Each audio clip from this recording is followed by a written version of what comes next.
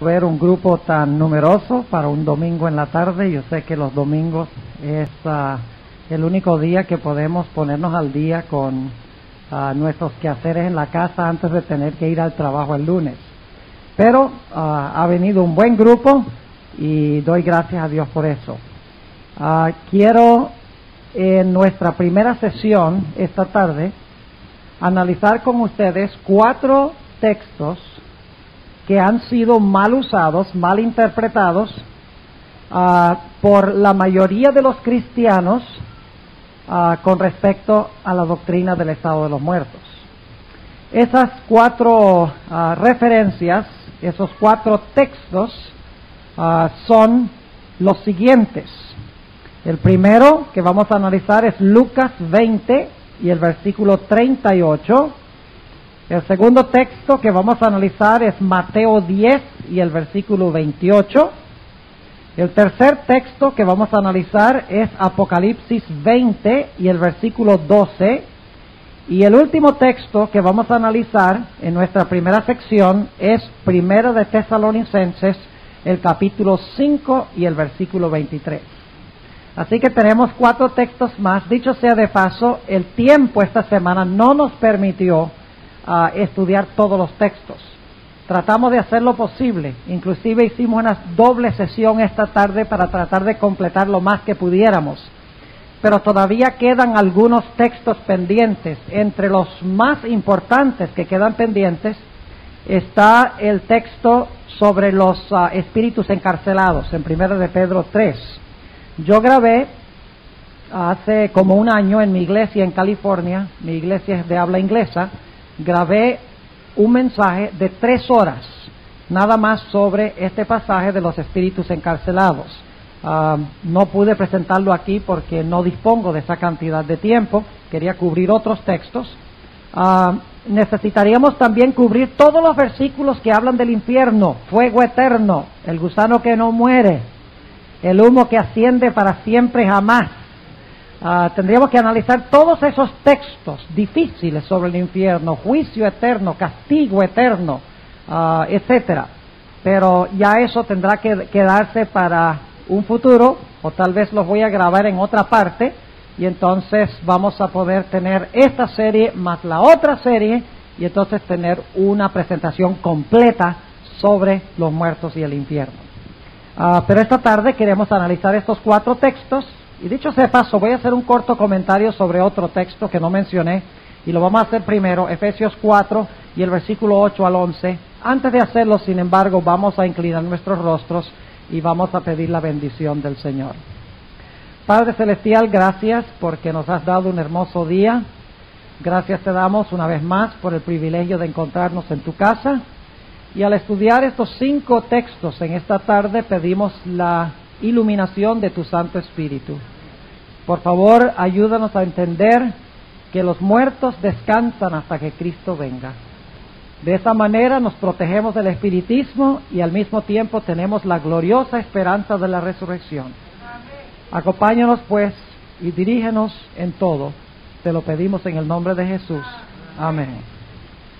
Efesios, el capítulo 4 y el versículo 8 es un texto que ha sido mal usado por algunos, un texto que habla de la ascensión del Señor Jesucristo al cielo. Voy a leer Efesios el capítulo 4 y el versículo 8, dice lo siguiente: por lo cual dice, subiendo a lo alto, llevó cautiva la cautividad y dio dones a los hombres. Aquí está hablando de Jesús que ascendió a su Padre y dio dones a los hombres. ¿Recuerdan cuándo fue que Jesús dio dones a los hombres? Fue cuando se derramó el Espíritu Santo en el día del Pentecostés, y el Espíritu dio todos los dones del Espíritu Santo. Note lo que dice en el versículo 9. Y que subió, ¿qué es? Sino que también había descendido primero a las partes más bajas de la tierra. Noten que dice que antes que él ascendiera, él descendió ¿a dónde? A las partes más bajas de la tierra. ¿Qué quiere decir eso? Que descendió a las partes más bajas de la tierra. Algunos dicen, bueno, ese es el infierno. El problema es que aquí no dice nada en cuanto a un alma, no dice tampoco nada en cuanto a fuego. Además de eso, no dice absolutamente nada en cuanto a ir a predicarle a nadie por allá. El texto sencillamente dice que Jesús descendió a las partes más bajas de la tierra. Y en otras palabras, como hemos estudiado anteriormente esta semana, el Señor Jesucristo descendió ¿a dónde cuando murió? Fue colocado en el sepulcro. Ahora, un texto que nos ayuda a entender es el que encontramos en Mateo, el capítulo 12. Vayan conmigo a Mateo, el capítulo 12, y vamos a leer el versículo 40, la famosa señal de Jonás. Mateo, el capítulo 12 y el versículo 40. Dice: porque como estuvo Jonás en el vientre de la ballena 3 días y 3 noches, así estará el Hijo del Hombre en el corazón de la tierra 3 días y 3 noches. ¿A dónde fue Jesús? Al corazón de la tierra. ¿Qué significa eso? Sencillamente significa que fue colocado ¿dónde? En el sepulcro. No dice nada de fuego. No dice que su alma inmortal fue para allá.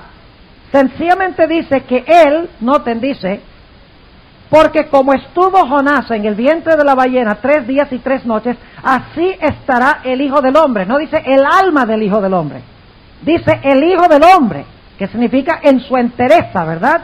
El Hijo del Hombre estará en el corazón de la tierra 3 días y 3 noches. En otras palabras, lo único que dice Efesios 4, comparado con Mateo 12, es que el Señor Jesucristo fue al sepulcro. ¿Recuerdan que leímos Salmo 16:10, donde dice: no dejarás mi alma en el sepulcro, ni permitirás que tu santo vea corrupción? Ahora la palabra allí, no dejarás mi alma en el Hades o en el Seol, significa mi vida ¿dónde? No me dejarás, en otras palabras, no me dejarás a mí en el sepulcro, ni permitirás que yo vea ¿qué cosa? Corrupción. Así que claramente la Biblia enseña que el Señor Jesucristo fue sepultado. Pueden notarlo también en Romanos 6.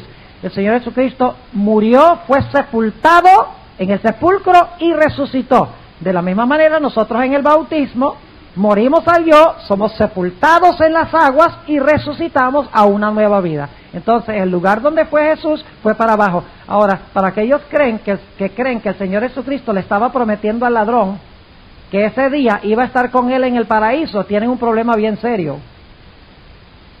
Porque el paraíso es para arriba, pero aquí dice que descendió al corazón de la tierra, que descendió a las regiones más bajas de la tierra.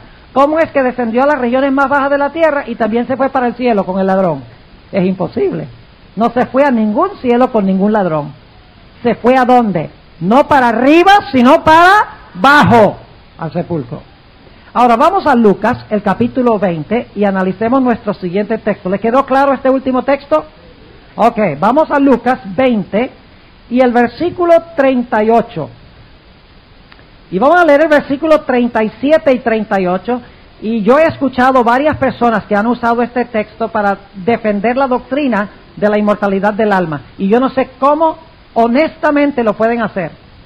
Porque es una violación tan abierta del texto que cualquier persona que nada más tenga un poquito de inteligencia entiende que esto no está hablando de la inmortalidad del alma, en ningún sentido de la palabra. Y se los voy a mostrar.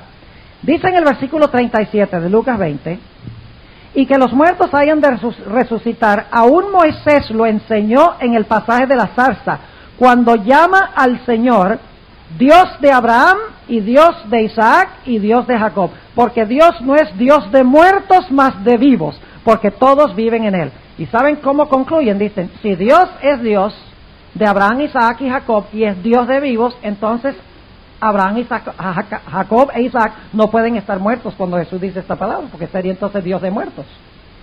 ¿Me están entendiendo lo que estoy diciendo? Pero lo que hacen es ignorar todo el contexto. ¿Qué es lo que el pasaje está tratando de enseñar? El pasaje no está hablando de la inmortalidad del alma, el pasaje está hablando de la resurrección de los muertos. La razón por la cual Dios, el Dios de Abraham, Isaac y Jacob, no es Dios de muertos, es porque Dios va a resucitar a Abraham, Isaac y Jacob. No es porque están vivos en el interino, no es porque están vivos después que mueren, y Dios es Dios de esos vivos que están por allá, porque al fin y al cabo la Biblia dice claramente que murieron. Si murieron, ¿cómo es que pueden estar vivos para que Dios sea Dios de los vivos? Si están muertos. ¿Me están entendiendo? Ahora, vamos a leer con cuidado todo el pasaje, para que ustedes vean que no está hablando de la inmortalidad del alma. Noten el capítulo 20 y el versículo 27, a donde comienza este pasaje. Jesús le está hablando a los saduceos. ¿Saben que los saduceos no creían en la resurrección? Eran fatalistas. No creían ni en la inmortalidad del alma, ni creían tampoco en la resurrección en el día postrero. Creían que uno vivía y cuando moría, terminado, no más. Ahora Jesús se está enfrentando a esto. Note lo que dice el versículo 27. Y llegándose unos de los saduceos, los cuales niegan a ver qué cosa, resurrección. ¿Cuál es el punto de contención aquí? De si hay resurrección o no. Ese es el punto clave, si hay resurrección o no. Y dice, y le preguntaron, ahora noten, diciendo, Maestro, Moisés nos escribió, si el hermano de alguno muriere teniendo mujer y muriere sin hijos, que su hermano tome la mujer y levante simiente a su hermano. Fueron pues 7 hermanos. Fíjense cómo le dan esta situación exagerada. Fueron 7 hermanos y el primero tomó mujer y murió sin hijos. Y la tomó el segundo, el cual también murió sin hijos. Y la tomó el tercero, asimismo también todos los 7, y murieron sin dejar prole. Y a la postre de todos murió también la mujer. Ahora noten esto. Están obedeciendo la ley de que cuando una mujer moría, cuando un hombre moría, entonces el hermano de ese hombre tenía que casarse con su mujer para sustentarla. Ahora noten lo que dice en el versículo 33. En la resurrección, ¿cuál es el punto aquí que se está discutiendo? La resurrección. En la resurrección, pues, ¿mujer de cuál de ellos será? Porque los 7 la tuvieron por mujer. Entonces, respondiendo Jesús les dijo, los hijos de este siglo se casan y son dados en casamiento. ¿Qué quiere decir Jesús cuando declara los hijos de este siglo? Lo que estamos viviendo ahora, ¿verdad? Versículo 35. Mas los que fueron tenidos por dignos de aquel siglo, ¿cuál es ese? La tierra, cuando Cristo venga, ¿verdad? De aquel siglo, ¿y de la qué? Y de la resurrección de los muertos. Otra vez, ¿de qué se está hablando aquí? ¿De la inmortalidad del alma? No. De la resurrección de los muertos, ni se casan ni son dados en casamiento, porque no pueden ya más que morir. ¿Cuándo es que ya no pueden más morir? ¿Cuando se mueren y se van al cielo el alma? ¿O cuando resucitan? Cuando resucitan. Versículo 36. Porque no pueden ya más morir, porque son iguales a los ángeles. Y son hijos de Dios, por cuanto son hijos de la resurrección. Yo no sé si ustedes han notado el número de veces que se usa la palabra resurrección en este pasaje. Creo que Jesús está hablando es de la resurrección. De 2 siglos.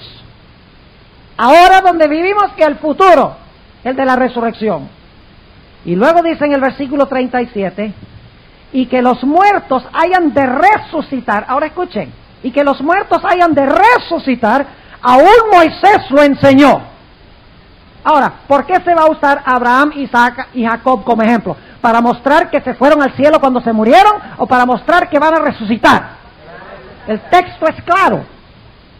Dice, y que los muertos hayan de resucitar, aún Moisés lo enseñó en el pasaje de la zarza cuando llama al Señor Dios de Abraham y Dios de Isaac y Dios de Jacob, porque Dios no es Dios de muertos, mas de vivos. porque todos viven en Él. ¿Por qué es que Dios es Dios de Abraham, Isaac y Jacob, que están vivos? Porque ellos van ¿a qué? A resucitar. No es porque murieron y siguieron viviendo después en el cielo. Todo el argumento de Jesús tiene que ver no con un alma inmortal que se va en la muerte, todo el argumento de Jesús tiene que ver con ¿qué? Con la resurrección de los muertos. Lo que está diciendo Jesús es, mire, Abraham, Isaac y Jacob murieron. Pero la evidencia de que ellos van a resucitar es que Dios no es Dios de muertos sino de vivos. Esa es la evidencia de que ellos van a resucitar. Porque si no resucitaran, allí sí Dios sería Dios de muertos. Pero como van a resucitar, Dios es Dios de vivos. ¿Les quedó claro? Está clarísimo.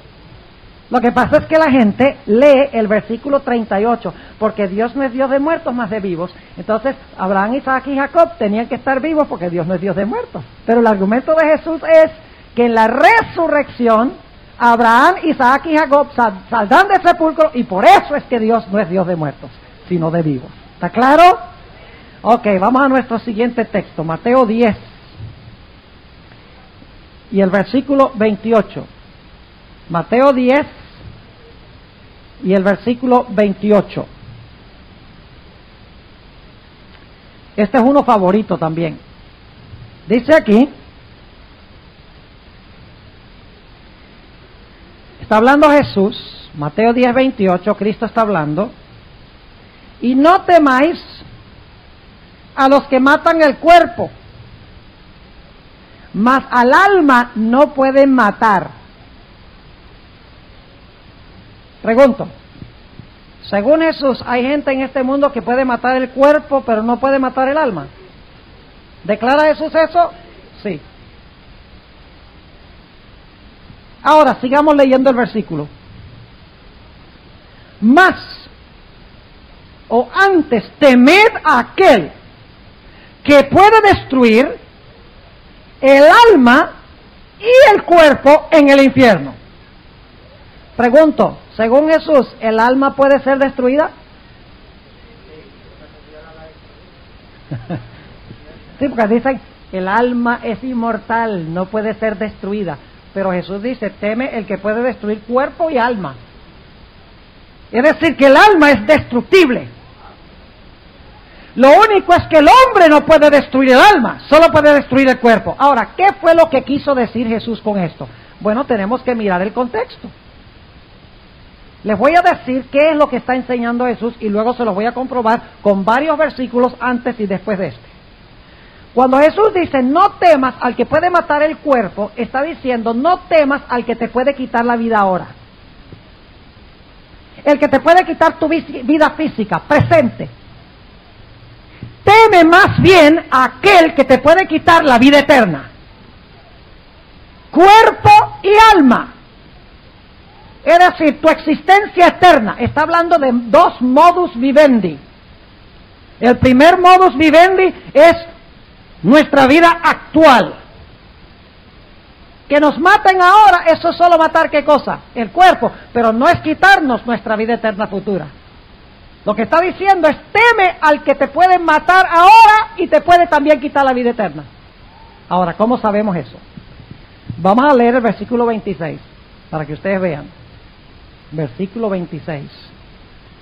Así que no los temáis, porque nada hay encubierto que no haya de ser manifestado, ni oculto que no haya de saberse. ¿Cuándo es que se van a saber las cosas que están ocultas? Al fin del tiempo, ¿no es cierto? Ahora, note lo que dice, empezando en el versículo 16, vamos un poquito antes. Aquí Jesús te está hablando a los discípulos y dice, he aquí yo os envío como a ovejas en medio de lobos. Sed pues prudentes como serpientes y sencillos como palomas. Y guardaos de los hombres, porque os entregarán en concilios y en sus sinagogas os azotarán. Y aún a príncipes y a reyes seréis llevados por causa de mí, por testimonio a ellos y a los gentiles. Mas cuando os entregaren, no os apuréis por cómo o qué hablaréis, porque en aquella hora os será dado qué habéis de hablar. Porque no sois vosotros los que habláis, sino el Espíritu Santo de vuestro Padre que habla en vosotros. Y ahora escuchen, y el hermano entregará al hermano a la muerte, y el padre al hijo, y los hijos se levantarán contra padres y los harán morir. Eso es matar, ¿qué cosa? Eso viene inmediatamente antes. ¿Es matar qué? El cuerpo. Versículo 22. Y seréis aborrecidos de todos por mi nombre, mas el que soportare hasta el fin, este será salvo. ¿Lo captan? No teman si los van a matar ahora. Persevera hasta qué? Hasta el fin y serás qué? Serás salvo. Ahora, noten lo que dice el versículo 39. Aquí lo deja cristalinamente claro. Versículo 39. Y vamos a leer el versículo 34 para el contexto. Dice, no penséis que he venido para meter paz en la tierra, no he venido para meter paz, sino espada. Porque he venido para hacer disensión del hombre contra su padre, y de la hija contra su madre, y de la nuera contra su suegra, y los enemigos del hombre serán los de su casa. Y luego Jesús dice, el que ama padre o madre más que a mí no es digno de mí, y el que ama hijo o hija más que a mí no es digno de mí, y el que no toma su cruz y sigue en pos de mí no es digno de mí. Y ahora noten, versículo clave, versículo 39. El que hallare su vida, ¿cuál vida? Cuando vienen a perseguirte, tú renuncias a la fe, ¿qué pasa? Tú hallas tu vida. ¿Pero qué va a pasar? La perderá. ¿Cuál es la que va a perder? La eterna. Y el que perdiere su vida, ¿cuál vida? Esta, por causa de Cristo, ¿verdad? Según el contexto, por causa de mí, ¿la qué? La hallará. ¿Cuál es la que va a hallar? La eterna. Ahora, ¿qué significa? No temáis a los que matan el cuerpo, pero no pueden matar el alma. Quiere decir, según el contexto, no temas al que te puede quitar la vida ahora. Padres, hijos, amigos, sea lo que sea, dice, por causa de mí, te quitan la vida ahora, te matan el cuerpo, pero no te pueden quitar la vida eterna. Más bien, tenle miedo al que te puede quitar la vida ahora y te puede quitar la vida también después. ¿Está claro? Ahora, para que quede absolutamente clarísimo, sin una duda, si no lo entiende todavía, vamos al pasaje paralelo en Lucas 12. Lucas 12, 4 y 5. Yo doy gracias a Dios de que hay más que un evangelio. Porque cuando comparamos los evangelios, otro evangelio nos ayuda a entender lo que está en Mateo. Lucas, se encuentra un pasaje paralelo. Lucas 12 y el versículo 4 y 5. Jesús está hablando, el mismo concepto, mas os digo, amigos míos, no temáis de los que matan el cuerpo y después no tienen más que hacer. ¿Está claro? ¿Por qué después no tienen más que hacer? Porque lo único que pueden matar es ¿qué? El cuerpo. ¿Y qué va a hacer Cristo según estudiamos de los mártires ayer? ¿Qué va a hacer con Cristo con ellos? Con los que murieron por su testimonio y por la palabra de Dios. Los va a resucitar. ¿Pueden los que los mataron impedir que Cristo los resucite y les dé vida eterna? No. Entonces, ¿qué hay que tener miedo que una persona nos mate el cuerpo? O nos mate de nuestra presente existencia. Eso no hay problema. Así que dice, mas os digo, amigos míos, no temáis de los que matan el cuerpo y después no tienen más nada que hacer. Versículo 5. Mas os enseñaré a quién temáis. Temed a aquel que después de haber quitado la vida, tiene poder de echar en la gehenna. ¿Qué es la gehenna? El infierno. Y saben que los que van a gehenna van con todo el cuerpo, así que esto no es cuando uno se muere, es cuando Cristo venga. Se lo voy a leer en un momentico, se lo voy a comprobar. Debemos temer a que nos va a echar ¿dónde?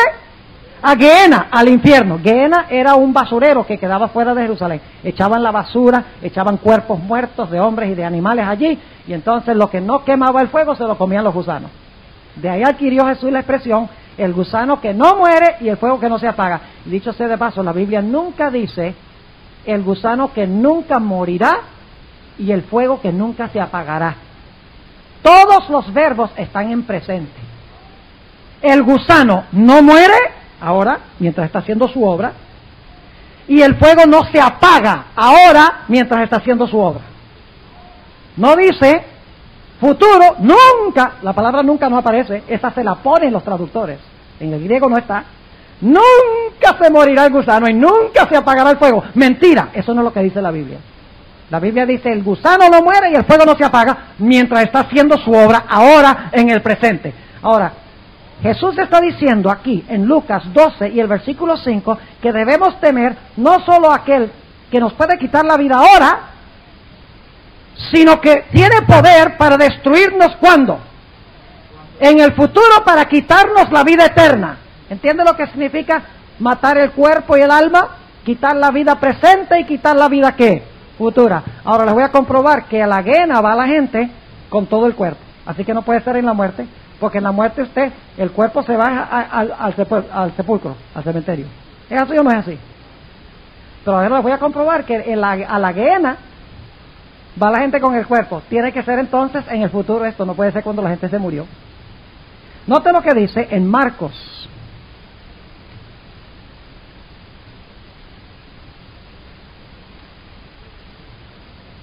Marcos, el capítulo 9. Y el versículo 43. Y si tu mano te escandalizare, córtala. Mejor te es entrar a la vida manco que teniendo dos manos ir a la gehenna, al fuego que no puede ser apagado. Ahora noten que no dice que nunca se apagará, dice que no puede ser apagado. ¿Qué significa eso? Fuego que no puede ser apagado.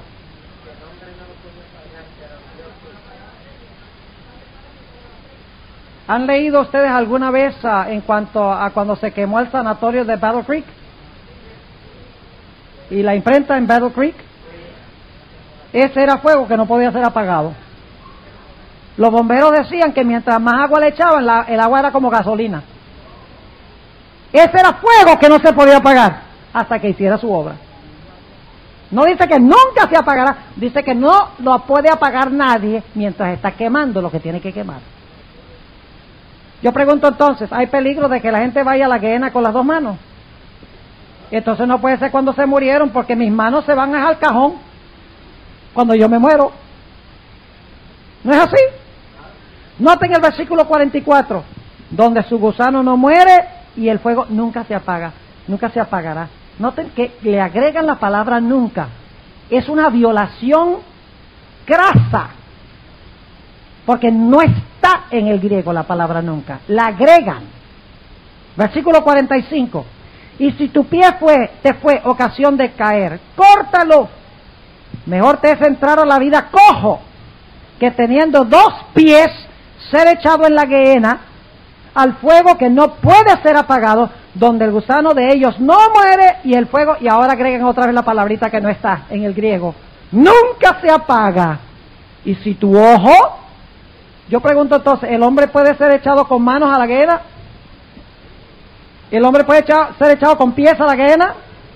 ¿El hombre puede ser echado con ojos a la gehenna? Entonces, ¿uno es echado a la gehenna cuando se muere o cuando Cristo venga? Tiene que ser cuando Cristo venga, porque es echado con el cuerpo, y cuando uno se muere el cuerpo va al cementerio. ¿Está claro? Ahora, ¿entienden lo que está diciendo Mateo 10:28? No temáis al que puede matar el cuerpo, pero no puede matar el alma, es decir, el que te mata ahora, pero que no te puede quitar la vida después. Teme más bien al que te puede quitar la vida ahora y el que también te puede quitar la vida futura. Eso es lo que está diciendo Mateo 10:28. No está enseñando que el alma es inmortal, porque el mismo texto dice que Dios puede destruir el alma y el cuerpo. Así que el alma no es inmortal, no es eterna, porque Dios la va a destruir cuando Él venga. ¿Está claro? Ok, ahora vamos a nuestro siguiente texto. Vamos a Apocalipsis, el capítulo 20, y esto nos va a tomar un poquito más de tiempo, Apocalipsis 20. Y vamos a analizar el versículo 12, Apocalipsis 20 y el versículo 12. Y para analizar este texto necesitamos analizar todo Apocalipsis 20 y Apocalipsis 21. Y vamos a hacerlo brevemente esta tarde. Pero quiero leerles primero este texto, Apocalipsis 20 y el versículo 12. Dice, y vi los muertos, grandes y pequeños, que estaban delante de Dios. Y los libros fueron abiertos. Y otro libro fue abierto, el cual es de la vida, y fueron juzgados los muertos por las cosas que estaban escritas en los libros según sus obras. ¿Cómo es que los muertos pueden estar parados delante de Dios? Aquí dice que vio los muertos, grandes y pequeños, que estaban delante de Dios. ¿Cómo es que los muertos pueden estar parados delante de Dios si están muertos? Bueno, tenemos que buscarle una explicación a ese texto. Es uno de los que usa la gente para demostrar de que los muertos no están muertos. Ahora, ¿cómo hacemos esto? Escuchen bien, no tengo una pizarra, así que no se los puedo ilustrar, así que van a tener que imaginarse esto en su mente. Apocalipsis 20 y 21 no está escrito en orden cronológico. Es decir, usted no puede empezar en Apocalipsis 21 y decir, bueno, yo quiero saber cuál va a ser la secuencia de todos los eventos desde la segunda venida hasta después del milenio, y usted empieza a leer en el versículo 1 del capítulo 20, y entonces usted lee todo el capítulo 20 y el capítulo 21 y usted tiene la secuencia exacta. Apocalipsis 20 funciona a base del principio de ciclos, es decir, relata los eventos que suceden antes, durante y después del milenio, y luego entonces vuelve y relata eventos que suceden al comienzo, durante y después del milenio, luego regresa y relata otra vez los eventos que suceden antes, durante y después del milenio. Es decir, Apocalipsis 20 repite el mismo ciclo varias veces. Y se los voy a ilustrar. El libro de Daniel hace lo mismo. Daniel 2, la imagen es repetida en Daniel 7, que es repetido en Daniel 8 y 9, que es repetido en Daniel 11 y 12. Se repite el mismo material en ciclos. Usted no puede decir, bueno, yo quiero saber cuáles van a ser los eventos finales. Voy a empezar leyendo en Daniel 1:1 y voy a leer hasta el capítulo 12 y sé la secuencia exacta de eventos finales, porque usted se va a confundir. Porque Daniel no está escrito en forma lineal, describiendo los eventos desde Daniel 1:1 hasta Daniel 12 en su orden exacto. Daniel está escrito en forma de ciclos, donde se repiten todos los eventos de principio a fin, y entonces se repiten otra vez de principio a fin, luego regresa y repite los eventos de principio a fin, luego regresa y repite los mismos eventos otra vez de principio a fin. ¿Entienden el principio que estoy compartiendo? Ahora, con eso en mente, vamos a notar la estructura de Apocalipsis 20. Noten, Apocalipsis 20, 1 al 3, nos relata, nos resume todos los eventos antes, durante y después del milenio. Vamos a notar el versículo 1. Y vi un ángel descender del cielo que tenía la llave del abismo y una grande cadena en su mano. Y prendió al dragón, aquella serpiente antigua que es el diablo y Satanás, y le ató por 1000 años. Esto está relatando lo que está sucediendo ¿cuándo? Cuando Jesús venga, cuando comienza el milenio, ¿cierto? ¿Qué va a hacer Dios cuando comienza el milenio? ¿Va a atar a quién? Va a atar a Satanás. ¿Cuánto tiempo lo va a atar? 1000 años. Y noten lo que va a pasar en versículo 3. Y arrojólo al abismo y le encerró y selló sobre él, porque no engañe más a las naciones hasta que 1000 años sean cumplidos, y después de esto es necesario que sea desatado un poco de tiempo.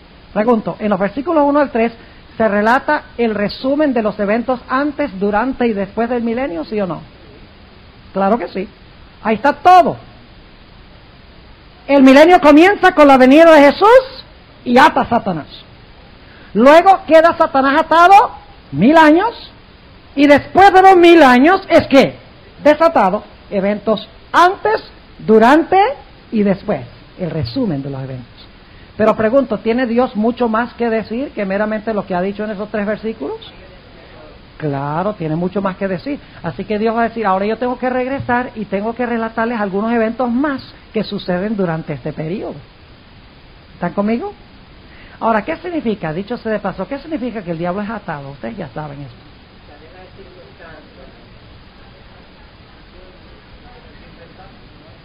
¿Por qué no tiene a nadie a quien tentar? ¿Y dónde radica el poder de Satanás? ¿Cuánto poder tendría Bill Clinton si en los Estados Unidos no vive nadie? ¿Cuánto poder tiene un general si no tiene ejército? El problema con el diablo es que el diablo durante los 1000 años es un general sin ejército. Y por lo tanto está ¿qué? Atado. Cuando los impíos están muertos, el diablo está sin poder. Cuando los impíos resucitan, el diablo recupera su poder porque recupera a su gente. ¿Está claro? Así que lo que relata Apocalipsis 21 al 3, al principio del milenio, desciende Cristo, ata a Satanás cuando comienza. Queda amarrado 1000 años porque todos los impíos están muertos. Vamos a ver eso en un momento. Al final de los 1000 años, los impíos ¿qué? Resucitan porque Satanás es desatado y recupera su poder. Ahora, noten lo que dice el versículo 4. Vuelve otra vez a hablar ahora de los santos. Y va a empezar con el comienzo del milenio. ¿Qué pasa con los santos? Ve, ya nos ha dicho qué pasa con el diablo. Ahora dice, pero un momentico, yo no le he dicho lo que va a pasar con los santos. Así que yo voy a volver y voy a empezar otra vez a hablar de eventos al principio del milenio. ¿Están conmigo o no? Versículo 4. Y vi tronos y se sentaron sobre ellos. ¿Quiénes se sentaron sobre ellos? Los santos, ya lo vamos a ver. Y les fue dado juicio. ¿A quiénes les fue dado juicio? A los santos. ¿De juzgar a quién? A los impíos. ¿Y a quiénes más? A Satanás y sus ángeles. 1 Corintios 6 y el versículo 1 al 3. Y vi las almas de los degollados por el testimonio de Jesús. Ya analizamos eso, ¿verdad? Anoche. Y por la palabra de Dios, y que no habían adorado a la bestia ni a su imagen, y que no recibieron la señal en su frente ni en sus manos, y vivieron. ¿Qué significa eso? Y vivieron. Pues si dice vivieron, significa que antes estaban ¿qué? Pues estaban muertos. Claro, el contexto dice que habían sido degollados. Así que dice, vivieron y reinaron con Cristo ¿qué? 1000 años. Ahora sabemos varias cosas. Sabemos que al comienzo del milenio Dios ata a Satanás. Queda atado 1000 años porque los impíos están muertos. Al final de los 1000 años, los impíos van a resucitar y Satanás va a recobrar su poder. Pero entonces la pregunta surge, bueno, ¿y los santos qué? Ah, dice Dios, los santos resucitan al comienzo del milenio, viven al principio del milenio. Y entonces ellos van a juzgar a los que se quedaron atrás y se van a sentar en tronos. Y estos son los que habían sido muertos por causa de su testimonio y por causa de la palabra de Dios. Y dice, ellos van a reinar con Jesús 1000 años. Así que mientras el diablo está aquí, sin poder en la tierra, los santos están sentados en tronos gobernando en el cielo. ¿Ven? Un vistazo de lo que pasa durante este periodo en la tierra y un vistazo de lo que pasa durante este periodo ¿dónde? En el cielo. Ahora noten el versículo 5. ¿Creen ustedes que Juan está interesado en saber qué pasa con el resto de los muertos que se quedaron atrás? Claro, noten lo que dice el versículo 5, primera parte. Mas los otros muertos, ¿quiénes son los otros muertos? ¿Quiénes son los que vivieron y reinaron con Cristo 1000 años? Los salvos, los que murieron por causa de la palabra de Dios y el testimonio que ellos daban. Así que ¿quiénes deben ser los otros muertos? Deben ser los que se quedaron atrás. ¿Y quiénes son esos? Deben ser los que no viven y reinan con Cristo 1000 años. Tiene que ser los impíos. Mas los otros muertos no tornaron a vivir hasta que sean cumplidos 1000 años. Pregunto, cuando terminen los 1000 años, ¿van a volver a vivir todos esos muertos impíos? No olviden eso, es un detalle supremamente importante para contestar la pregunta de Apocalipsis 20:12, que acabamos de hablar. Ahora, noten el versículo 6. Bienaventurado y santo el que tiene parte en la primera resurrección. ¿Quiénes son los que resucitan en la primera resurrección, según el versículo 4? Los santos que dieron testimonio positivo y que obedecieron la palabra de Dios, ¿correcto? Bienaventurado y santo el que tiene parte en la primera resurrección. La muerte segunda no tiene potestad en ellos. Ahora vamos a parar un momentico allí. Presten atención. Estas cosas no son fáciles de explicar, son complicadas, pero quiero que las entiendan. ¿Cuándo es la primera resurrección? ¿Y quiénes resucitan en ella? Dice aquí, bienaventurado y santo, el que resucita en la primera resurrección. ¿Gobiernan con ellos 1000 años? ¿Con Cristo en el cielo? Sí. Ahora, según dice aquí, hay otro grupo de muertos. Ellos no reinan con Cristo 1000 años. Ellos resucitan, vuelven a vivir después de los 1000 años. Ahora, fíjense en este cuadro. Toda persona en este mundo ha nacido una vez y ha vivido su primera vida. ¿De acuerdo? Ahora, cuando la gente muere, ¿cuál muerte es esa? La primera. Pero la Biblia dice que va a haber una muerte segunda. ¿Están conmigo? Vivieron, nacieron de su mamá, vivieron su vida, murieron su primera muerte. ¿Qué va a pasar con los hijos de Dios que murieron su primera muerte? Van a participar de la primera resurrección. Ahora, yo pregunto, ¿los impíos también nacieron de su mamá y vivieron su primera vida? Antes que Cristo venga, ¿sufrieron la primera muerte? ¿Cuándo resucitan ellos?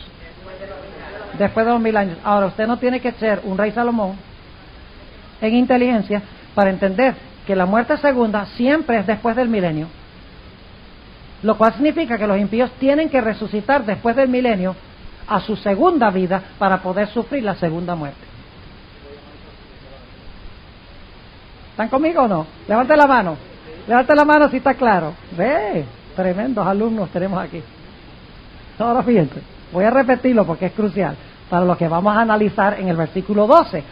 La razón por la cual la gente interpreta mal la Biblia, ellos le abren la Biblia a usted y le dicen, versículo 12, vi los muertos, grandes y pequeños, que estaban delante de Dios. Pero sí está clarito, ahí están los muertos parados delante de Dios. Y se quedan ahí. Pero usted no puede hacer eso. Usted tiene que ver lo que viene antes, lo que viene después. Tiene que mirar palabras, contexto, estructura literaria para entender lo que está tratando de enseñar. O si no, va a caer en error. Ese es el problema hoy en día con las iglesias. Lo que quiere la gente es ir y tener un cha-cha-cha por 1 hora. Y baile y canto y panderetas y tambores y emoción y lenguas y tanta cosa. Y cuando salen, no saben nada más que lo que sabían cuando entraron. Lo que quieren es que el pastor se levante, lea un versículo y especule 1 hora sobre ese versículo y dé sus opiniones. Yo no estoy aquí para dar mis opiniones, porque mis opiniones no salvan. Lo que salva es la palabra de Dios. Ahora noten, los santos nacieron de su mamá, vivieron su primera vida. Antes que Cristo venga, menos los que están vivos cuando Cristo venga, mueren. ¿Cuál muerte? La primera muerte. Cuando Cristo venga, participan en ¿qué? La primera resurrección, y entonces van a vivir ¿qué? Para siempre. Ahora, los impíos es diferente. Los impíos nacieron de su mamá, viven su primera vida. Cuando Cristo venga, mueren su primera muerte. En la segunda resurrección, después del milenio, los otros muertos no tornaron a vivir sino hasta que los 1000 años fueran cumplidos. Ellos resucitan ¿a cuál vida? A su segunda vida. ¿Está claro? Y luego son juzgados, vamos a ver eso en unos momentos, y entonces sufren ¿qué cosa? La muerte segunda, de la cual no hay resurrección. Ahora volvamos otra vez a Apocalipsis 20 y el versículo 6. Bienaventurado y santo el que tiene parte en la primera resurrección. La segunda muerte no tiene potestad en estos. Entonces, ¿sobre quiénes tiene potestad la segunda muerte? Sobre los malos. Antes serán sacerdotes de Dios y de Cristo y reinarán con Él 1000 años. ¿Quiénes van a reinar con Él 1000 años? Los bienaventurados y santos. ¿Y qué va a pasar con los impíos? No tornan a vivir hasta que los 1000 años son cumplidos. No se levantan a su segunda vida, sino hasta después de los 1000 años, para luego sufrir la muerte segunda. Ahora, noten el versículo 7. Pregunto, ¿ha descrito Juan eventos que suceden ahora al comienzo de los 1000 años otra vez? En el versículo 4, con los santos. ha descrito eventos que suceden durante los 1000 años, reinan 1000 años, juzgan 1000 años, ¿verdad? Ha regresado otra vez los primeros 3 versículos, ha dado el resumen general, luego en el versículo 4 dice, le voy a decir algo en cuanto a los santos, y entonces quiero que noten que otra vez, ahora llega al punto de hablar de lo que pasa otra vez al final de los 1000 años, pero le agrega detalles. Los 1000 años fueron cumplidos, pero allá hablo de eso, ¿no? ¿No dice en el versículo 3, después de los 1000 años es necesario que sea desatado un poco de tiempo?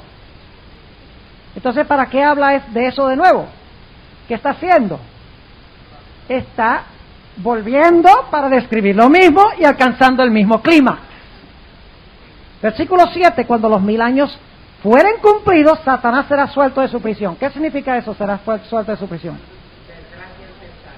El versículo 5 dice, mas los otros muertos no tornaron a vivir cumplidos 1000 años. Es decir, el hecho de ser desatado tiene que ver con la resurrección de los otros muertos, según Apocalipsis 20. Los adventistas no inventan esto, está clarito en el texto. Versículo 8. Y saldrá para engañar las naciones. ¿De dónde salieron esas naciones? Pues ¿tiene usted que ser súper inteligente para entender eso? No.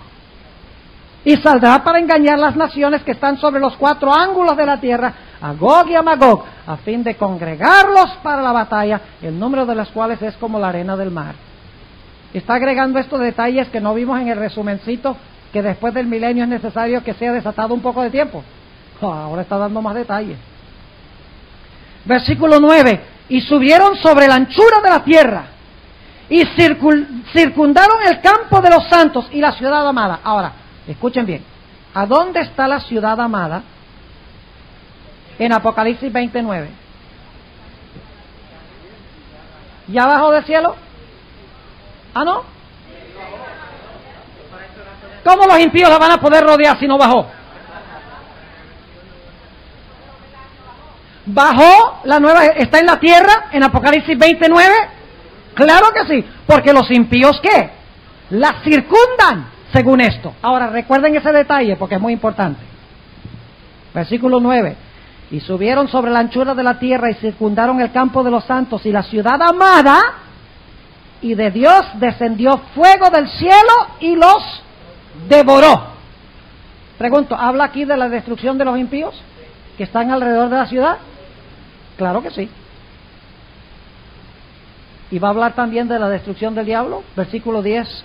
Y el diablo que los engañaba fue lanzado en el lago de fuego y azufre, donde está la bestia y el falso profeta, y serán atormentados día y noche para siempre jamás. Ahora, esa es una de las expresiones que no pudimos estudiar, pero en realidad para siempre en la Biblia significa mientras algo exista.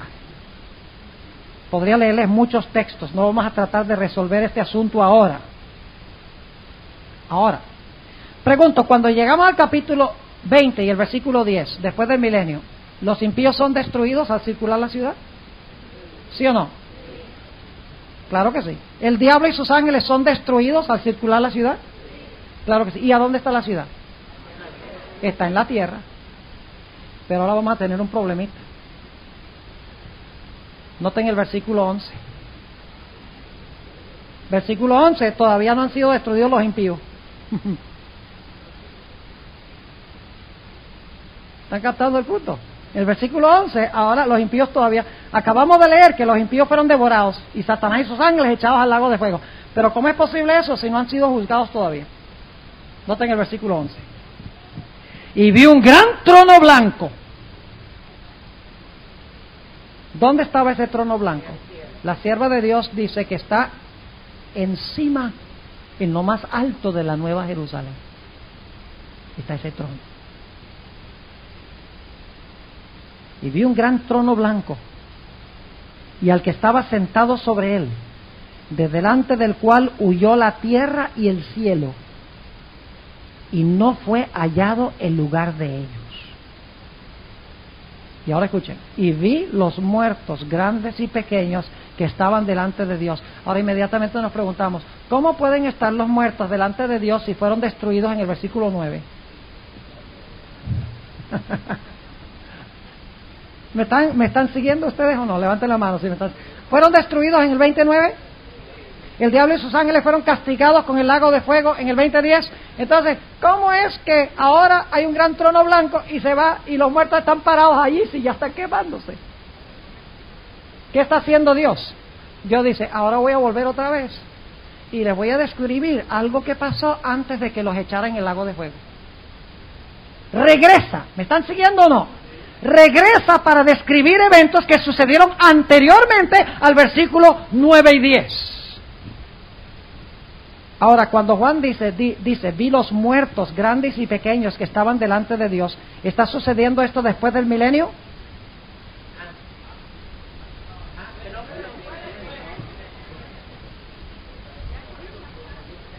¿Cuándo son juzgados los hijos de Dios? Ahora. Los santos. ¿Quiénes son estos muertos que son juzgados aquí? El contexto lo dice, esto está hablando de eventos después del milenio. Son los impíos. Ahora yo pregunto, ¿estos individuos en realidad se están apareciendo ante Dios muertos? ¿Por qué Juan dice, vi los muertos grandes y pequeños que estaban delante de Dios? Porque él lo está conectando con el versículo 5, donde dice, los otros muertos no tornaron a vivir, sino hasta que los 1000 años fueran cumplidos. ¿Están conmigo? No están muertos porque dice la Biblia que al terminar los 1000 años resucitan. Así que lo que él quiere decir es, estos son los muertos, los otros muertos que no tornaron a vivir, ahora están apareciéndose ante ¿qué? Ante el trono de Dios. Ahora sigamos leyendo. Y vi los muertos, grandes y pequeños, que estaban delante de Dios, y los libros fueron abiertos. Y otro libro fue abierto, el cual es el de la vida. Y fueron juzgados los muertos por las cosas que estaban escritas en los libros según sus obras. ¿Quiénes son estos que están siendo juzgados? Los perdidos. ¿Están vivos cuando están siendo juzgados? No.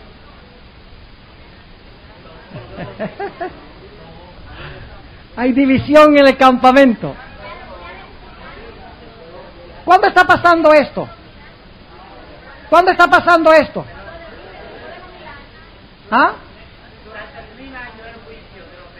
Sí, es cierto. Nosotros juzgaremos a los impíos durante el milenio, pero después del milenio, Dios, Cristo, se va a sentar en su trono blanco y delante de él van a estar reunidas todas las naciones de la tierra. Y luego los mismos libros que nosotros abrimos durante el milenio se le van a abrir a los impíos para que ellos los vean. Y para eso ellos tienen que estar vivos. ¿Me están siguiendo o no? Ahora noten, les voy a mostrar clarito esto. Nuevamente el versículo 12. Vi los muertos, grandes y pequeños, que estaban delante de Dios, y los libros fueron abiertos. ¿Qué está en los libros? Ese es el disquete, el registro de sus vidas, la fotocopia. Sí. Bueno, hay dos según esto. El libro de la muerte ese es otro. Esos fueron escritos en el libro de la muerte durante el milenio, pero no vamos a entrar en eso, vamos a quedarnos con lo que dice el texto en sí. Y vi los muertos, grandes y pequeños, que estaban delante de Dios, y los libros fueron abiertos. Ahora se van a mostrar sus vidas, ¿cierto? Y otro libro fue abierto, el cual es el de la vida. ¿Qué está en el libro de la vida? Los nombres de los que van a ser salvos. Es decir, los libros tienen el registro de todas las vidas de los impíos. El libro de la vida tiene todos los nombres de los que se salvaron, de los que están en la ciudad. Ahora inmediatamente nos preguntamos, ¿por qué es que Dios le va a mostrar a los impíos que estuvieron muertos, que ahora resucitan? Lo vamos a ver en versículo 13. ¿Por qué es que Dios les va a mostrar los libros y los nombres y va a abrir el libro de la vida? Ajá, lo vamos a ver clarito. Es decir, Dios abre los libros y le dice, mire la vida de ustedes. ¿Cómo les parece? Van a ver que la vida fue un desastre. Y luego Dios va a abrir el libro de la vida y va a decir, ¿dónde está el nombre de ustedes? ¿Está aquí? ¿Está aquí el nombre suyo? No, no está. ¿Y por qué no está? Por lo que acabamos de mirar en los libros. ¿Están conmigo o no? Y entonces Dios va a presentar ese famoso panorama por encima de la ciudad. ¿Saben dónde la Biblia habla de ese panorama que comenta la hermana White en el conflicto de los siglos? Donde habla que se va a mostrar toda la pasión de Cristo, cómo fue maltratado, cómo fue la cruz. Dios cargó nuestros pecados sobre Él para que aceptándolo pudiéramos ser salvos. ¿Saben dónde está eso? Eso está en Filipenses 2. Donde dice, por lo cual Dios le ensalzó a lo sumo y le dio un nombre que es sobre todo nombre, para que en el nombre de Jesús se doble toda rodilla y toda lengua de los que están en el cielo y de los que están en la tierra y de los que están debajo de la tierra. Bueno, ¿y quiénes viven debajo de la tierra? Debe ser los que están en Atlántida. ¿Ah? ¿Quiénes son los que están debajo de la tierra? Los que han muerto. ¿Y cómo es que ellos también se le van a doblar las rodillas y la lengua va a confesar que Jesucristo es el Señor para la gloria de Dios el Padre? Tiene que ser que van a resucitar. Pero saben que antes de que Dios lo ensalce a lo sumo, habla de cómo Él vino a la tierra como un hombre y sufrió la muerte de cruz como siervo, por lo cual Dios le ensalzó en lo sumo. Después del milenio, Dios va a ensalzar a su Hijo, le va a dar un nombre que es sobre todo nombre, y toda rodilla se va a doblar delante de Él, incluyendo la de los impíos y Satanás y sus ángeles, y los que fueron al sepulcro. Y ellos van a ver que si hubieran aceptado lo que Cristo hizo, se podrían haber salvado como los que están adentro. ¿Ven cómo se relacionan los eventos? Dios abre los libros, les muestra sus vidas. Abre el libro, sus nombres no están aquí. Les muestra el plan de salvación, dice, ustedes podrían haber tenido esto como los que están adentro. Ahora, ¿cuál es la excusa de ustedes?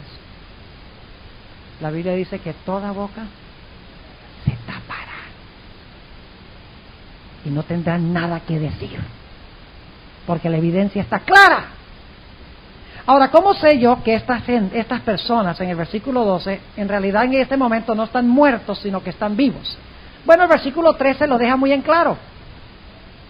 Dice, y el mar dio los muertos que estaban en él. ¿Qué significa eso, que el mar dio los muertos que estaban en él? ¿Cómo es que el mar da los muertos que están en él? Van a resucitar. Y escuchen, y la muerte y el infierno, en realidad es la palabra Hades. ¿Qué significa Hades? Sepulcro. Y la muerte y el sepulcro dieron los ¿qué? Los muertos que estaban en ellos.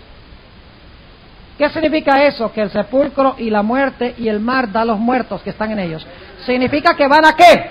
A resucitar. Y ahora escuchen, y fue hecho juicio de cada uno según sus obras. ¿Estaban vivos cuando se comparecieron ante el tribunal de Dios? Entonces, ¿cómo dice que vi los muertos delante del trono de Dios? Sencillamente porque Juan quiere conectarlos con los otros muertos que no tornaron a vivir, sino hasta que los 1000 años se cumplieran. Él quiere que nosotros sepamos que estos son los que durante el milenio estuvieron, ¿qué? Muertos. Por eso dice, vi los muertos, los que habían estado muertos, los vi delante del trono de Dios. Pero claramente el versículo 13 nos dice que el mar da los muertos en él, la tierra da los muertos en él, el sepulcro da los muertos que están en él, y entonces cuando resucitan, cada uno es juzgado según sus obras. En otras palabras, están vivos cuando están ante el tribunal de Cristo. Y luego dice, en el versículo 14, y el infierno, nuevamente la palabra Hades, ¿qué es eso? El sepulcro, y el sepulcro y la muerte fueron ¿qué? Lanzados en el lago de fuego. Esta es la muerte segunda. Ahora, yo pregunto, si los impíos, usted no tiene que ser un Albert Einstein para entender que si ellos son juzgados y luego sufren la muerte segunda, antes de ser juzgados tienen que haber resucitado a la vida segunda. ¿Me están entendiendo? Noten la secuencia, está clara. El mar y el sepulcro dan los muertos que están en ellos. Son juzgados y luego sufren muerte segunda. Para sufrir muerte segunda tienen que haber resucitado de los muertos antes de ser juzgados. ¿Les está quedando claro? Noten el versículo 15. y el que no fue hallado escrito en el libro de la vida. ¿Recuerdan que mencioné que los nombres, Dios le muestra, los nombres de ustedes no están aquí? Y el que no fue hallado escrito en el libro de la vida fue lanzado en el lago de fuego. ¿Qué quiere decir la Biblia cuando dice que vi los muertos para ser juzgados delante de Dios? ¿Están muertos o están vivos? Están vivos, pero son los que habían estado muertos. Donde la Biblia dice los otros muertos no tornaron a vivir. Ahora, hemos explicado este versículo, pero necesito ahora mostrarles cómo Dios otra vez relata todos los eventos del milenio de nuevo. Noten lo que dice el versículo 1 del capítulo 21. Aquí tenemos un problema. Ustedes recuerdan que los impíos rodean la ciudad y la ciudad está ¿dónde? La ciudad está en la tierra. Yo pregunto entonces, ¿la ciudad desciende antes de que los impíos sean destruidos o después? Antes. Pero ahora tenemos un problema muy serio. Porque en los últimos 3 versículos de Apocalipsis 20 dice que los impíos, el sepulcro da los muertos que están en el mar, da los muertos que están en él, son juzgados y luego entonces son destruidos en el lago de fuego. Y luego dice en el 21:1, y vi un cielo nuevo y una tierra nueva, porque el primer cielo y la primera tierra se fueron y el mar ya no es. Y yo, Juan, vi la santa ciudad, Jerusalén nueva, que descendía del cielo de Dios, dispuesta como una esposa ataviada para su marido. ¿Pero cómo así?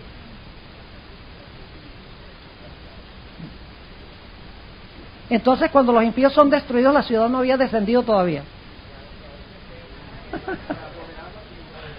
¿Ah?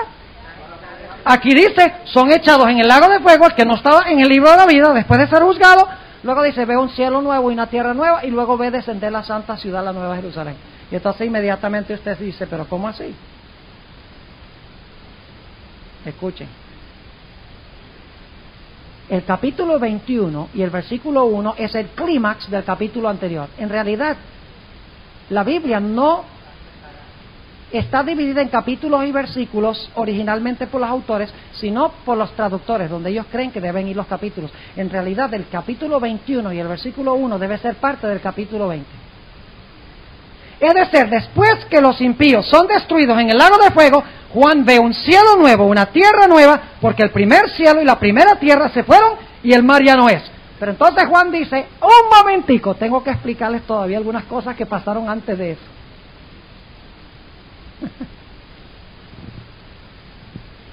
Y así es que en el versículo 2 dice, voy a empezar ahora, dice, no voy a empezar antes del milenio, ni voy a empezar durante el milenio, ahora voy a empezar con lo que sucedió después del milenio.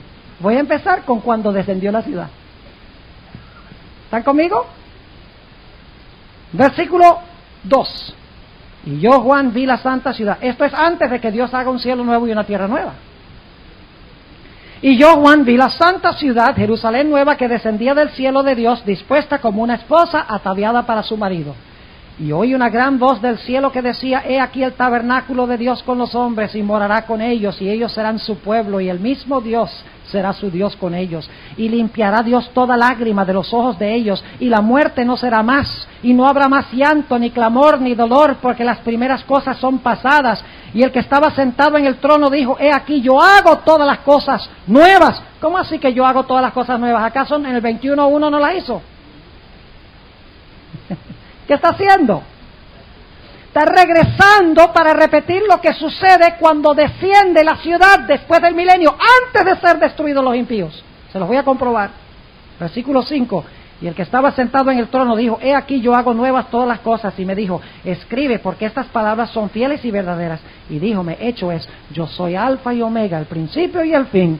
Al que tuviere sed, yo le daré de la fuente de agua de vida gratuitamente. Y el que venciere, poseerá todas las cosas, y yo seré su Dios, y él será mi hijo. Y ahora escuchen esto, versículo 8, el clímax otra vez. Mas a los temerosos e incrédulos, a los abominables y homicidas, a los fornicarios y hechiceros, a los idólatras y a todos los mentirosos, su parte será en el lago ardiendo con fuego y azufre, que es la muerte segunda. Otra vez la muerte segunda. ¿No vimos eso en el capítulo 20, en el versículo 14 y 15?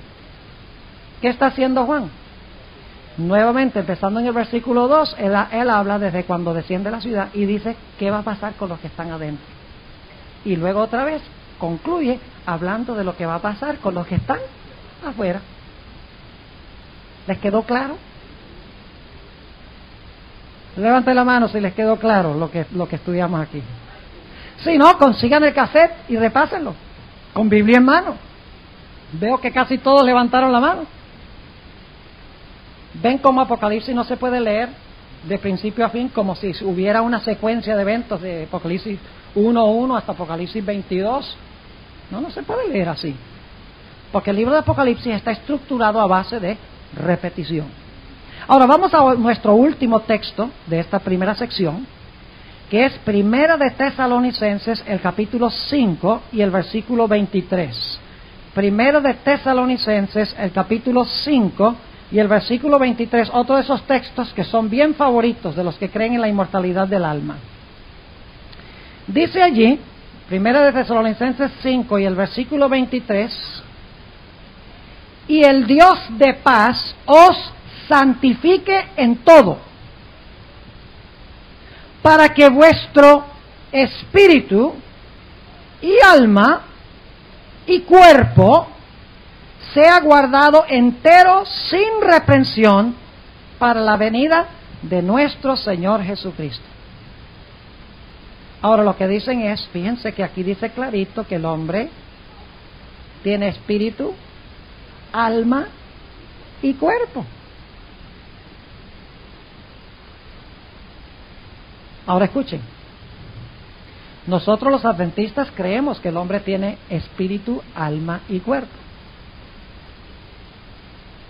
Lo que no creemos es que se puede separar el espíritu, el alma y el cuerpo y que uno puede vivir independientemente del otro. ¿Sabe lo que está diciendo Pablo aquí? El Dios de paz os santifique físicamente, mentalmente y espiritualmente. No está hablando de la composición material del hombre, sino que está hablando de su composición psíquica o psicológica. Ahora, permítame explicar lo que quiero decir.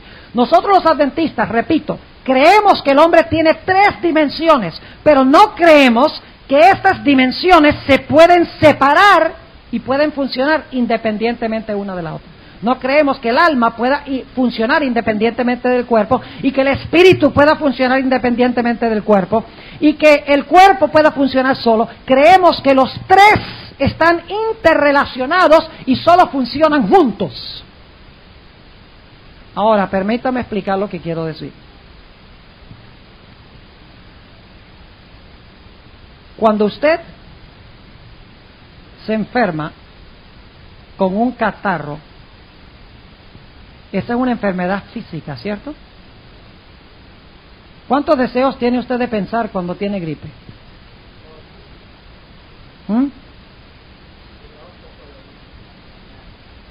Muy poco. ¿Cuántos deseos siente de ir a la iglesia? Cuando está acatarrado, pero terrible. No tiene ni alientos para eso. Pregunto entonces, ¿este problema físico afecta su mente?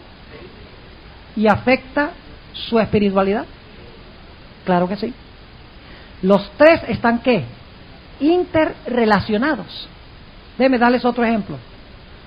¿Cuántos de ustedes han tratado de darle un estudio bíblico a un borracho?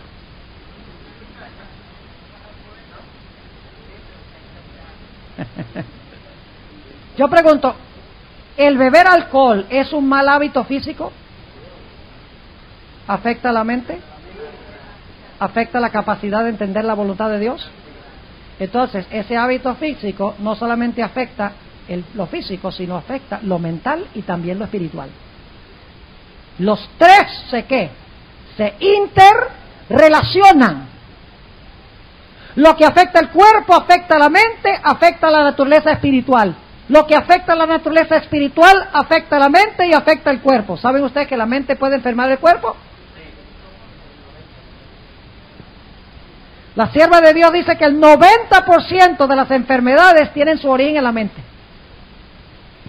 Es más, déjenme leerles un par de citas del Espíritu de Profecía aquí para que entiendan un poquito mejor este asunto. El libro La Educación, página 191. La Educación, página 191. Note lo que dice la sierva del Señor. Puesto que la mente y el alma, fíjense que la hermana White también habla de alma, que es nuestra naturaleza espiritual. Puesto que la mente y el alma hayan expresión por medio del cuerpo, fíjense qué interesante eso, habla de mente, alma y cuerpo. La hermana White reconoce que el hombre tiene 3 dimensiones. Yo pregunto, ¿hay gente que vive solo sobre una dimensión física? Sí, los atletas. ¿Hay gente que vive solo sobre una dimensión mental? Sí, los filósofos. ¿Hay gente que vive solo sobre una dimensión espiritual? Sí, los monjes.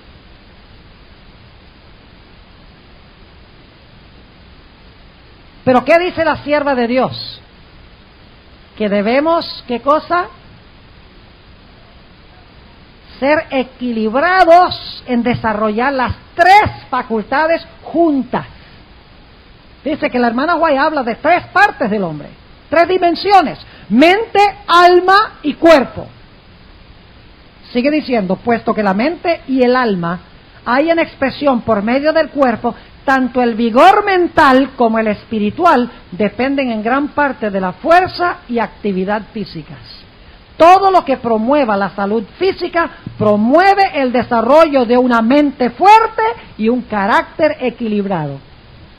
Cuerpo, mente y carácter, que es nuestra facultad espiritual, el carácter que desarrollamos. Sigue diciendo, debiera cuidarse por lo tanto tan fielmente la salud como el carácter. El conocimiento de la fisiología y de la higiene debería ser la base de todo nuestro esfuerzo educativo. Esa es la página 191. Dice, el conocimiento de la fisiología y de la higiene debería ser la base de todo esfuerzo educativo.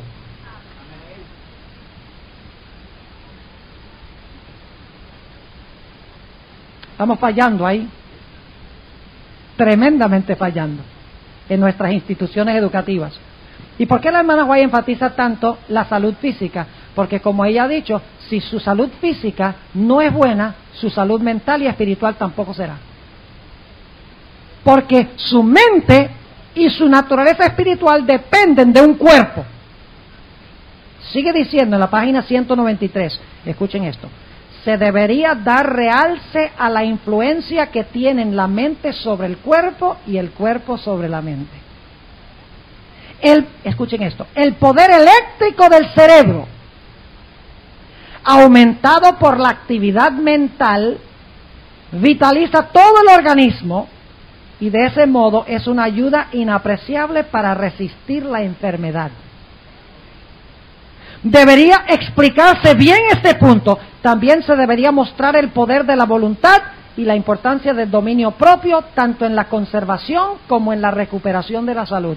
El efecto depresivo y hasta ruinoso, escuchen esto, de la ira, el descontento, el egoísmo o la impureza, y por otra parte, el maravilloso poder vivificador que se encuentra en la alegría, la abnegación y la gratitud. ¿Saben ustedes que la hermana White dice que el mejor remedio para mentes y cuerpos enfermos es la obra misionera? Sí, señor. La obra misionera es el mejor remedio para mentes y cuerpos enfermos. Porque cuando usted le trae gozo y felicidad a otros, eso trae sanidad a su propio cuerpo. Tremendo. Ahora, ¿cuántos de ustedes después de comerse un almuerzo bien grande y suculento el sábado, sienten deseo de sentarse a oír un sermón?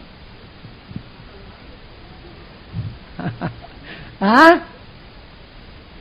Ustedes saben que no. Y si se sientan, están de acuerdo con todo lo que dice el predicador.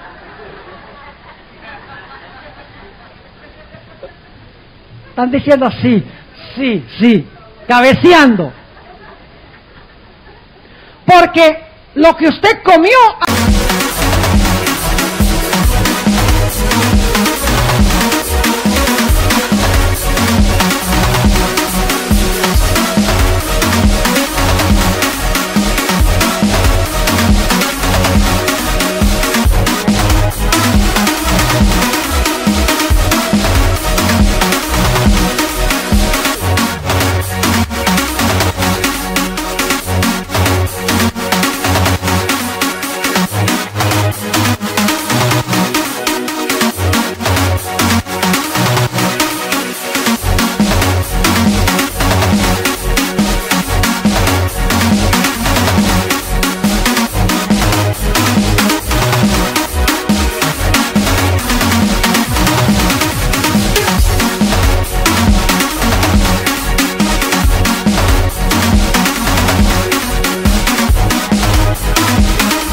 afectó su capacidad de mental de asimilar lo espiritual. Por eso el apóstol Pablo dice que Dios debe santificarnos espíritu, alma y cuerpo, física, mental y espiritualmente. Ahora vamos a mirar esto más detenidamente. Vamos a tomar el asunto de leer la Biblia. ¿Ok? Te abre su Biblia y busca un pasaje y lo lee. Yo pregunto, ¿el acto de leer la Biblia es una actividad fisiológica? ¿Necesita usted un cuerpo para leer la Biblia? ¿Ojos? Ah, pero alguno dice, no, pero no, si no tiene ojos puede usar braille. Los punticos, sí, pero necesita tacto. Sin oído y sin ojos y sin tacto, forget it. El acto de leer es un acto fisiológico. Usted no puede leer la Biblia sin un cuerpo. Ahora yo pregunto, cuando usted lee la Biblia, ¿por dónde va eso? Eso entra por su ojo, a través del nervio óptico, y va ¿a dónde? Y va a su cerebro. ¿Y qué hace el cerebro? Procesa lo que usted ha leído. Y luego saben lo que sucede con esa información que han leído de la Biblia. Va a su naturaleza espiritual para fortalecer su carácter.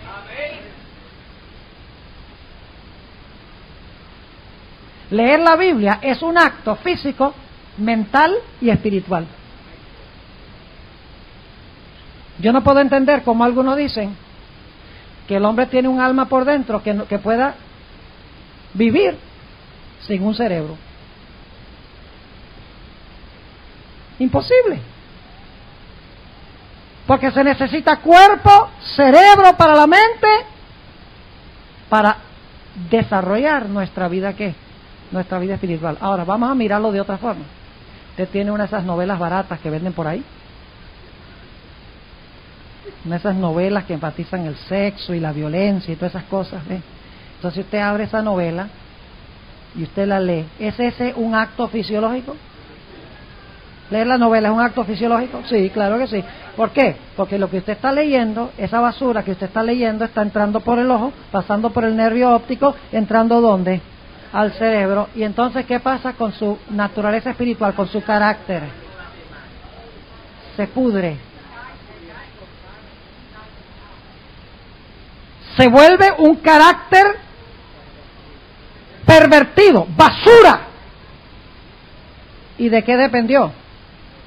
De lo que usted dejó entrar fisiológicamente a su mente y a su alma. Entonces, ¿entienden lo que quiere decir el apóstol Pablo cuando declara el Dios de paz os santifique en todo, espíritu, alma y cuerpo? Significa que debemos cuidar el organismo físico, debemos edificar y alimentar con comida sólida nuestra mente y debemos también alimentar nuestra mente con comida sólida espiritual para que nuestro carácter se edifique sobre la roca. No está hablando nada de que el hombre tiene 3 partes separables, una de las cuales sale volando cuando uno se muere. Nada tiene que ver con eso. Ahora, yo voy a mostrarles de una forma práctica esto. Yo tenía planes de comprar algo antes de venir y se me olvidó, pastor, sinceramente. Pero vamos a usar nuestra imaginación, ¿ok? Vamos a usar la imaginación. Le voy a mostrar cómo la mente tiene un poder tremendo sobre el cuerpo. Aquí yo tengo en mi mano un limón. ¿Lo ven? Está bien jugoso, suavecito. Entonces ahora yo tengo un cuchillo imaginario.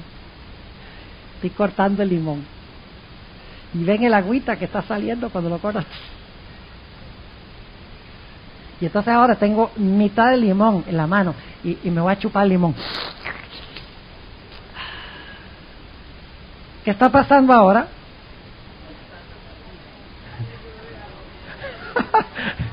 ¿Cómo sientes la boca? La boca está vuelta a agua. Hasta la mía. Pero ustedes no han visto ningún limón. Se han imaginado el limón. La mente produjo cambios fisiológicos.